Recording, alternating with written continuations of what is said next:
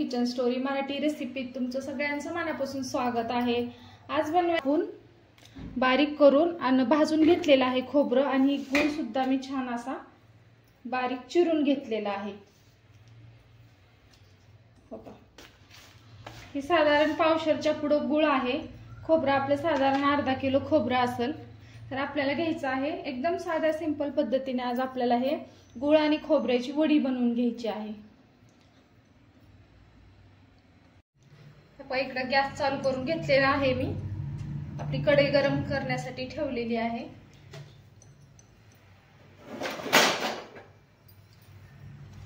इकडे टाकून घ्यायचा आहे आपल्याला गूळ।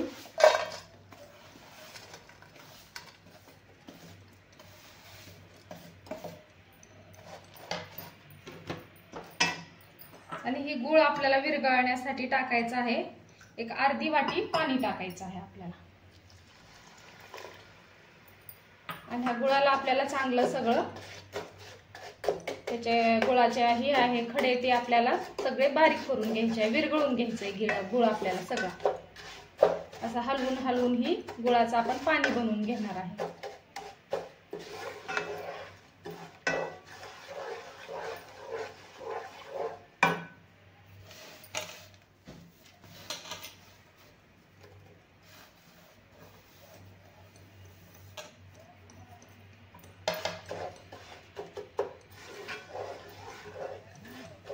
हे सगळं आपण आता गुळाला विरघळून घेणार आहे।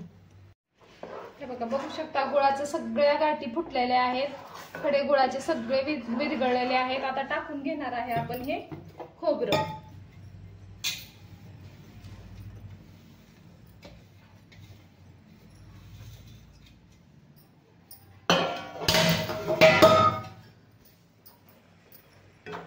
आता आपल्याला छान मस्त असं एकजीव करून घ्यायचा आहे।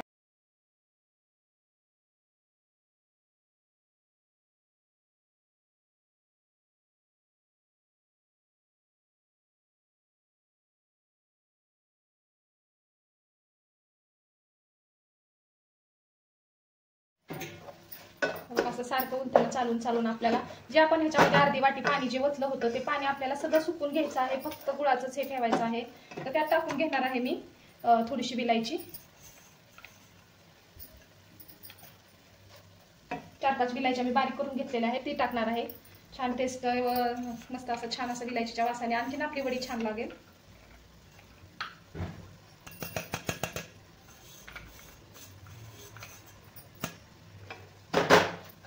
विलायची पावडर सगळ्या आपल्या खोबऱ्याच्या सारणाला व्यवस्थित मिक्स करून घ्यायचं आहे। बघू शकता थोडंसं आपलं सारण कोरडं झालेलंच आहे। आणखीन छान आपल्याला मस्त असं चिक्की कसं आपली मस्त बनती तशी प्रकारे वडी बनवायसाठी आपल्याला छान पाणी ह्याचं आटवून घ्यायचंय।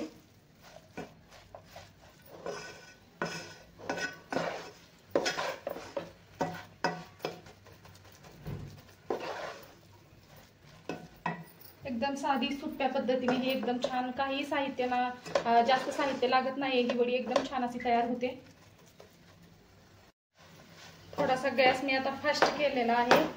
हे बघा, थोडासा गॅस फास्ट करून आपल्याला चांगलं हे एकसारखं हलवून घ्यायचं आहे।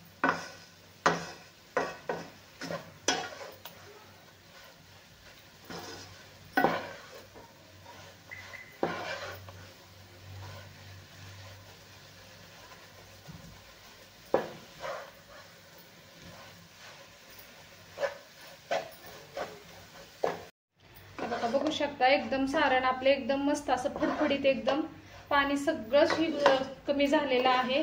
तर हे एकदम खोबरं पण मी एकदम लाल भाजलेलं होतं, तरी सुद्धा मी सारण सुद्धा एकदम छान मस्त असं लाल परतून घेतलेलं आहे।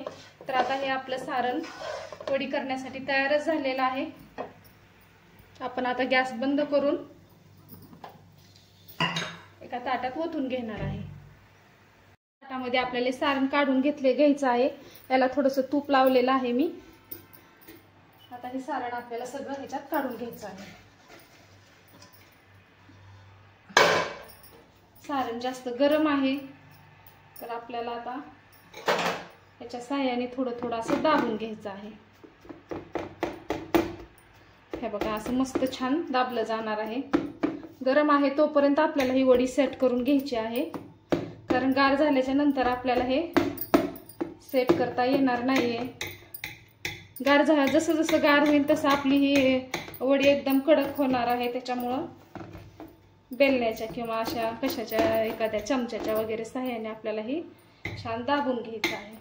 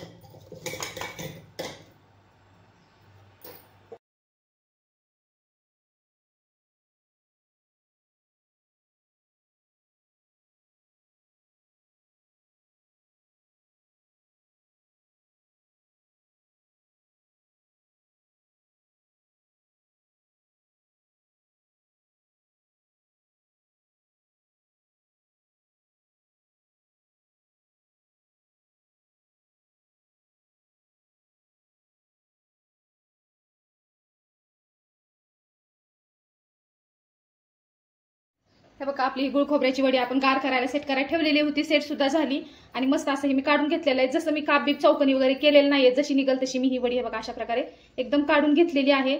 आणि ही वडी अशी झाली एकदम मऊ झालेली आहे. तोंडात टाकली की विरघळणारी ही आपल्या गुळ खोबऱ्याची वडी झालेली आहे. बघू शकता तुम्ही हे बघा. आणि अजिबात हो वल्लावा वगैरे काहीच राहिला नाही. एकदम खुसखुशीत अशी ही वडी आपली झालेली आहे. मग आजचा हा गुळ खोबऱ्याच्या वडीचा व्हिडिओ कसा वाटला नक्की कमेंट करा. आवडला असेल तर एक लाईक करा. माझ्या चॅनलवर नवीन असाल चॅनल सबस्क्राईब करा. परत भेटू अशाच एक छानशा रेसिपी सोबत. तोपर्यंत धन्यवाद मैत्रिणींनो.